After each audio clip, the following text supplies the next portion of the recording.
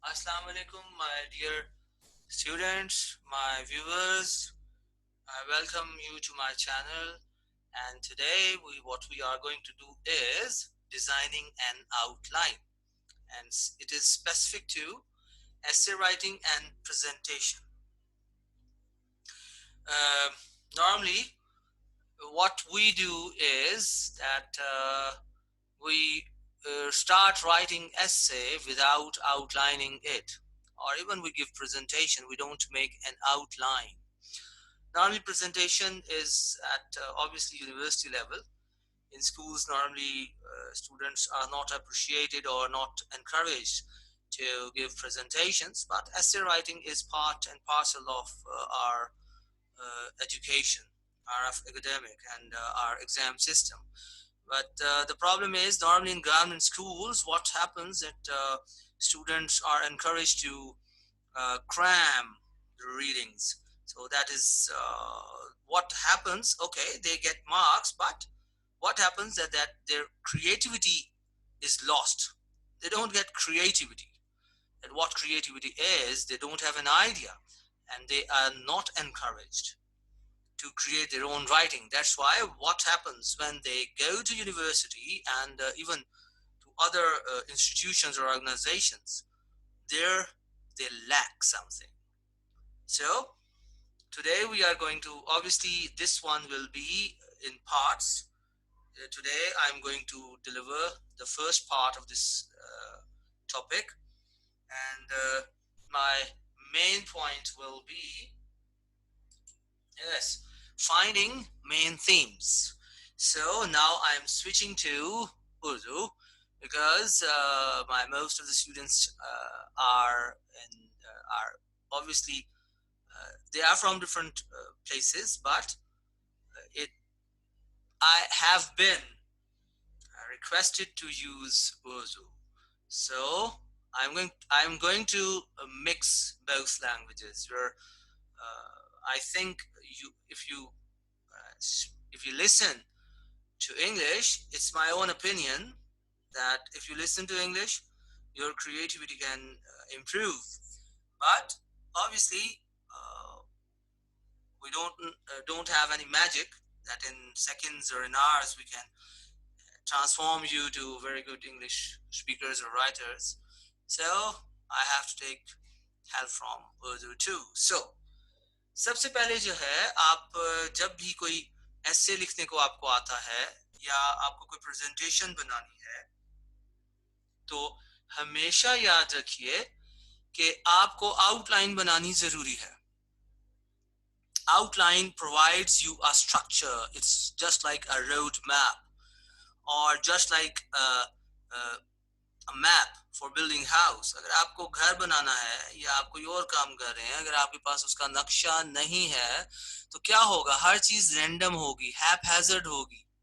लेकिन जब आपके पास नक्शा होता है, उसके ऊपर आपने सोच विचार की होती है, उस पर आपने थिंकिंग की हुई होती है, एक प्रोसेस से आप गुजरे हुए होते हैं, आपने प्रोज एंड कॉन्स को देखा हुआ होता है, आपने डिसाइड किया होता है कि कौन सी जगह पे क्या चीज सबसे खूबसूरत लगेगी और क्या चीज मैं इसमें शामिल करना चाहूंगा और क्या चीज मुझे इसमें शामिल नहीं करनी.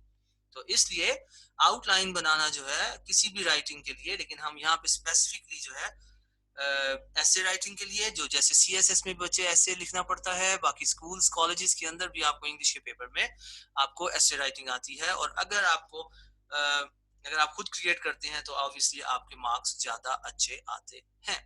तो हम आज सिर्फ एक टॉपिक को ज़हन में रखने जा रहे हैं. आज जो 10 से 15 मिनट का हमारा लेक्चर होगा, उसके अंदर हम जो बात करेंगे वो यही होगी कि हम जो है वो कैसे जो है इसमें मेन थीम्स को, मेन आइडियाज को जो है वो हम कैसे लेकर आते हैं.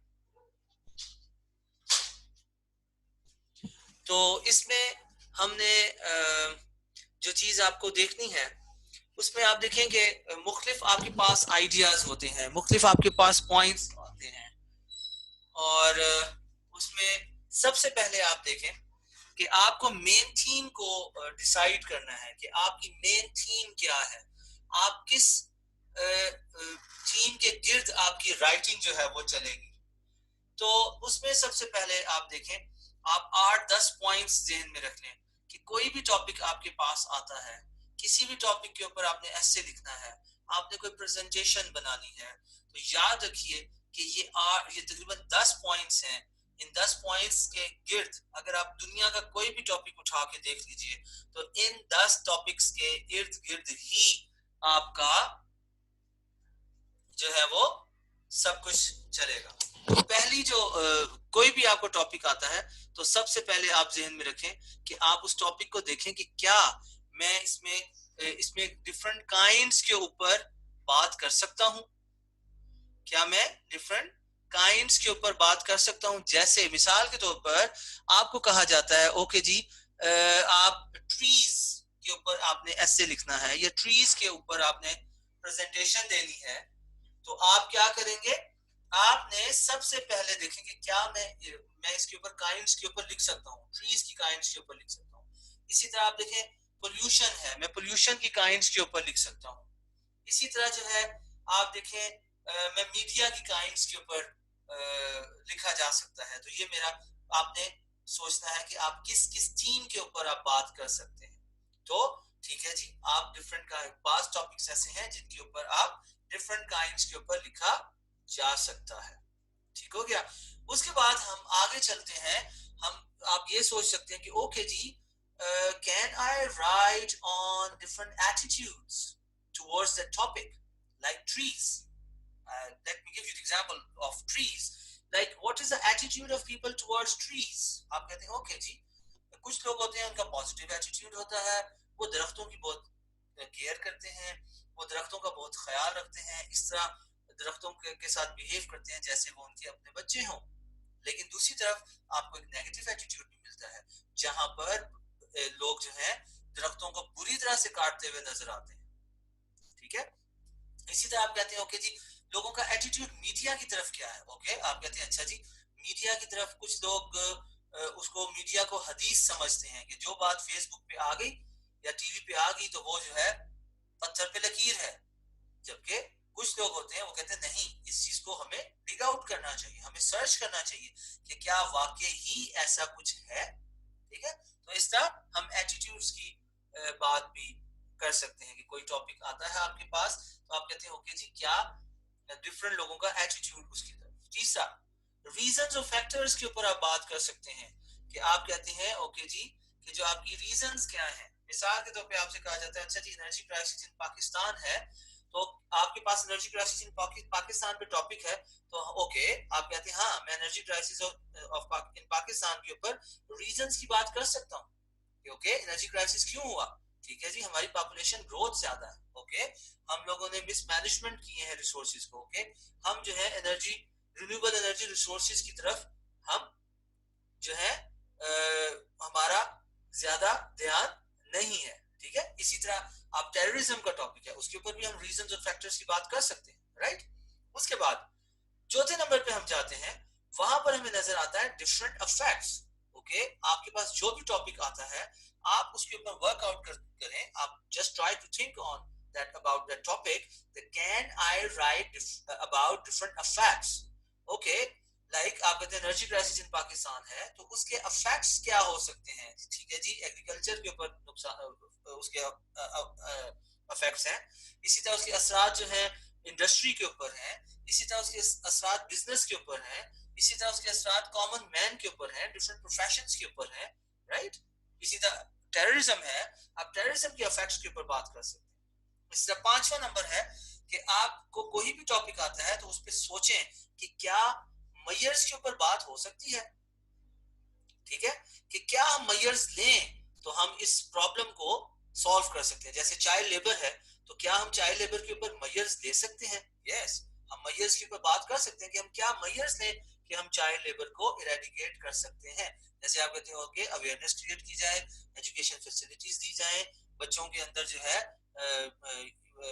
जो पेरेंट्स हैं उनको इस चीज में अवेयरनेस क्रिएट की जाए कि बच्चों को जो है उनके लिए पढ़ना जो है वो बहुत जरूरी है, गुर्बत को खत्म किया जाए, आबादी को कंट्रोल किया जाए। तो ये सारी चीजें हमारे मेयर्स में आ सकते हैं। उसके बाद हम अगले पेज पे चलते हैं और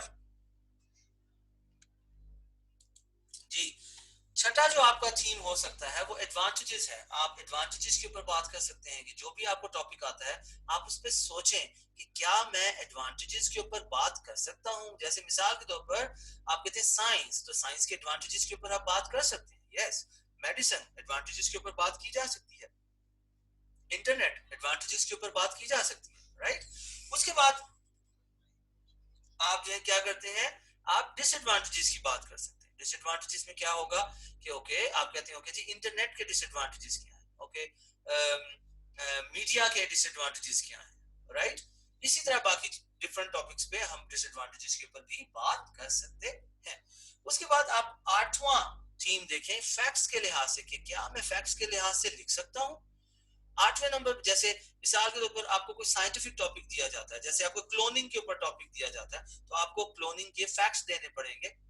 या आपको कहा जाता है लेजर के ऊपर ऐसे लिखें, आपको फैक्ट्स देने पड़ेंगे। आपको कहा जाता है ओके जी आप जो है क्या कहते हैं इसका रडार के ऊपर ऐसे लिखें, आपको फैक्ट्स देने पड़ेंगे। उसके बाद नौवां जो पॉइंट आपका आएगा उसमें देखेंगे वो टाइम, कि आप टाइम के लिहाज से भी आपका आपकी थीम बन सकती है, जैसे जिसको हम क्रोनोलॉजिकली डील करते हैं। जैसे आपको कहा जाता है ओके एवोल्यूशन पाकिस्तान इन 21st सेंचुरी, तो आप कहते हैं ओके जी पाकिस्तान बना 1947 में, उसको टाइम के लिहाज से डील करते करते आप 2021 तक लेकर आते हैं। उसके बाद 10वां और आखिरी जो आप थीम जेल में रखेंगे उसमें देखें कि इस टॉपिक की क्या इंपॉर्टेंस है इंसान की जिंदगी में या किसी और स्पीशीज की जिंदगी में, या ठीक है। जैसे मिसाल के तौर पे आपको कहा जाता है ओके साइंस, तो आप कहते हैं इंपॉर्टेंस, साइंस की इंपॉर्टेंस इंसान की लाइफ में क्या है, या साइंस की इंपॉर्टेंस पेस्टिसाइड्स या क्या कहते हैं आपकी एग्रीकल्चरल ग्रोथ में क्या है, या साइंस की इंपॉर्टेंस जो है ये टेक्नोलॉजी को लेकर आने में क्या है। तो इस तरह ये 10 टॉपिक्स हमेशा याद रखें। अगर आप ये 10 टॉपिक्स अपने जहन में रखेंगे तो मैं नहीं समझता कि आप किसी भी ऐसे या किसी भी किसी भी प्रेजेंटेशन में आप नाकाम हो सकते हैं। ये इन 10 पॉइंट्स के गिर्द आपकी तमाम थीम्स, कोई भी टॉपिक जो है इन 10 पॉइंट्स के गिर्द घूमेगा। ठीक हो गया। तो अब जो है सबसे पहले आप क्या करेंगे, इसी तरह आप कोई सी 3 थीम्स निकाल लेंगे। ठीक है, तो आगे हम चलेंगे और आज के लिए जो है इतना ही काफी है। तो अब आप जहन में रखें कि आप इसको पॉइंट आउट करें कि यार मैं इन 10 टॉपिक्स में से किस किस टॉपिक के ऊपर बात कर सकता हूँ। ठीक हो गया।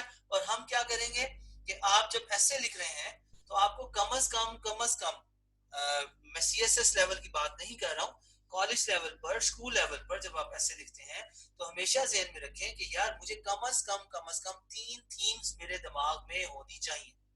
ठीक है, मेरे पास 3 डिफरेंट एस्पेक्ट्स कम अज कम होने चाहिए किसी भी एस्से के ऊपर बात करने के लिए, या किसी भी प्रेजेंटेशन कर रहा हूँ किसी भी टॉपिक पे बात कर रहा हूँ तो मैंने उसके 3 एस्पेक्ट्स को कवर करना है।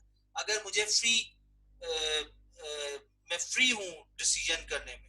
ठीक है, तो आई होप कि आपने इस लेक्चर को समझा होगा, एंजॉय किया होगा। और अगर आपको ये पसंद आता है लेक्चर तो इसको मेरे चैनल को लर्न इंग्लिश विद फैसल को आप सब्सक्राइब भी करें और इसको शेयर भी करें, और इसके साथ साथ जो है जो बेल आइकन है उसको भी आप जो है प्रेस करें ताकि आपको न्यू जो वीडियोस हैं जो लेक्चर्स हैं वो आप तक पहुंचे। ये हमारा पहला पार्ट था। इससे आगे हम इंशाल्लाह रोजाना 10 से 15 मिनट का जो है इसी के ऊपर हम बात करेंगे, और इंशाल्लाह I am very optimistic that you will learn how to write an essay and how to design a presentation through outline. So thank you. Allah Hafiz.